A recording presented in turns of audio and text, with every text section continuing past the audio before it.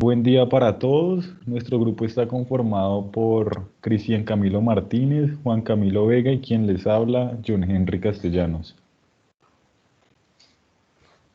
De manera introductoria, las roscas están formadas por el enrollamiento helicoidal de un prisma denominado filete. Estas roscas pueden estar ejecutadas en el exterior, pues para el caso de los pernos y los tornillos, y en el interior para el caso de las tuercas, y pues suelen ser utilizadas para las uniones temporales o uniones permanentes. En nuestro caso, a continuación hablaremos acerca de las roscas dientes de sierra, las cuales al tener este tipo de rosca las hace ser resistente a los esfuerzos axiales por un solo lado del filete o en un solo lado de sus flancos, lo cual significa que es en un solo sentido. Entre las características de esta rosca que posteriormente explicaré está que consta de un flanco menos inclinado que el otro y que tiene un ángulo de 45 a 50 grados.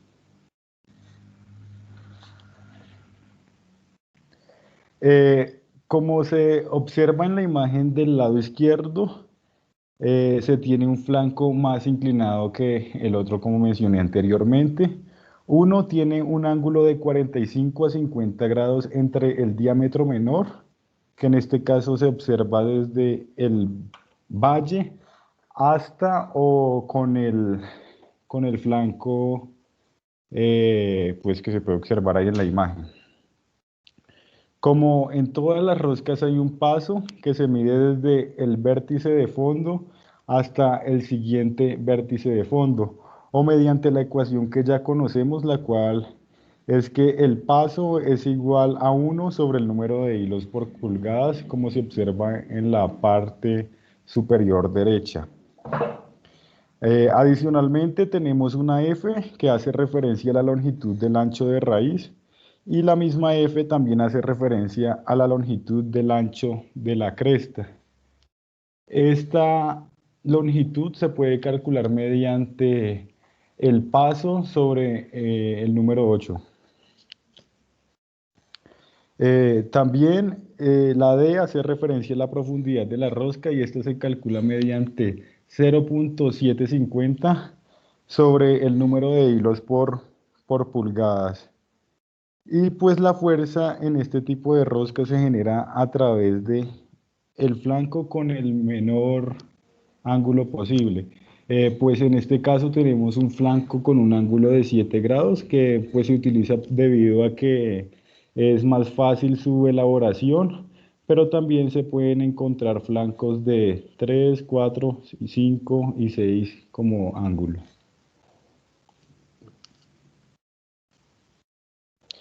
En la designación o simbología, pues como se puede observar en la primera columna, la S significa rosca diente de sierra y el número que acompaña a esta S es el diámetro y el otro, pues ese es el número de paso.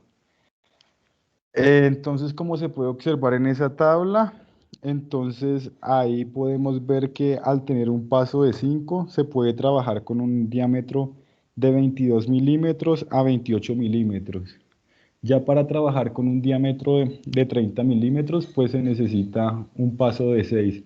Al igual, pues tenemos las especificaciones para las tuercas y los tornillos. En el caso de los tornillos, pues tenemos el diámetro externo, que es el que se observa o se da en la denominación, y adicionalmente el diámetro de fondo y diámetro medio.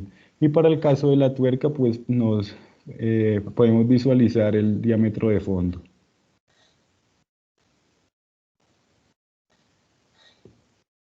A continuación, pues voy a hablar sobre las características geométricas de este tipo de rosca.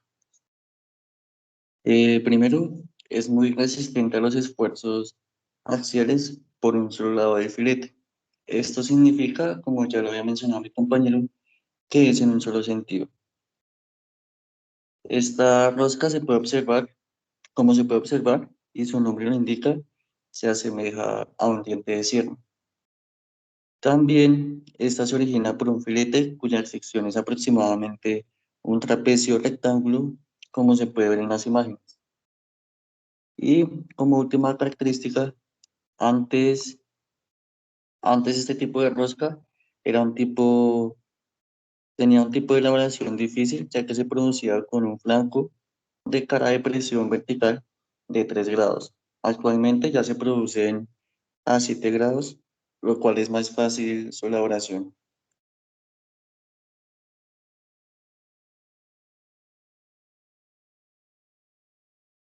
Las aplicaciones de esta rosca se puede, primero, se usa para resistir grandes presiones unilaterales, lo cual quiere decir que para la transmisión de una fuerza en un solo sentido.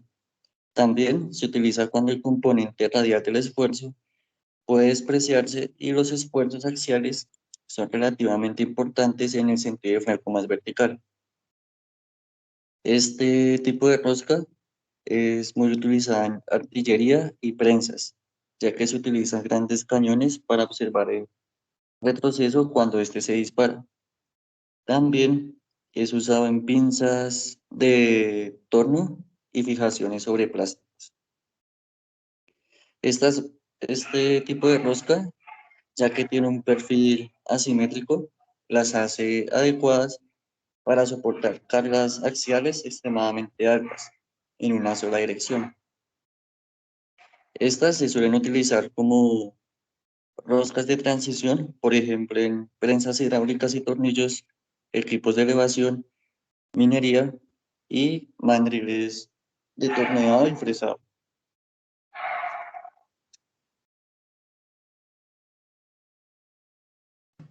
Bueno, respondiendo sobre la pregunta de por qué los ensambles deben desarmarse, entonces pues recordemos que un ensamble eh, está formado pues por dos partes separadas, se unen de una forma, se unen estas dos partes para formar pues un nuevo objeto. Tenemos que recordar que los ensambles tenemos ensambles permanentes, semipermanentes y no permanentes. Dentro de los no permanentes, pues están ubicados los ensambles que son generados por tuercas, tornillos y pernos. Dentro de los permanentes podemos ver pues los ensambles hechos por soldadura y de los semipermanentes podemos ver los ensambles generados por remachado. Debido a la rosca que nosotros estamos utilizando, es utilizada para ensambles no permanentes. Entonces, ¿por qué deben desarmarse? Entonces, esto es porque estos tipos de ensamble pues, nos dan una facilidad de transporte, también un menor costo general de manufactura, facilidad de desarmado y mantenimiento y reemplazo o reparación de partes. Estos elementos, debido a su holgura, como lo mostraban en las imágenes anteriores, que tiene esta rosca, pues son elementos que tienen que ser desmontados frecuentemente. Y este desmontado frecuentemente se genera para, obviamente, sustituir esos componentes gastados, limpiar y lubricar para tener siempre pues un ensamble seguro de estas dos partes.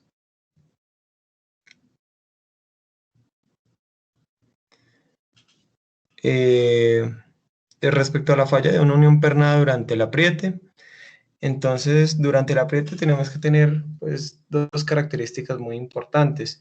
Una es el torque que se le aplica a este y la otra que se estén utilizando los diámetros correctos para el ensamble de estas dos partes. Entonces, esto puede generar diferentes tipos de fallas. Por ejemplo, una de las primeras es que digamos una baja precarga o un bajo torque que se le aplica a estos pernos durante la operación puede traer grandes desgastes debido a que no tiene esa precarga suficiente, puede generar movimientos y generando grandes fatigas y que en última instancia puede generar una separación de estas dos partes. Otra de las fallas que pueden ocurrir es contrario a lo que se dijo anteriormente, que es una alta precarga, que puede generar una deformación permanente en nuestra unión pernada y de esta manera debilita la unión y se puede generar una ruptura.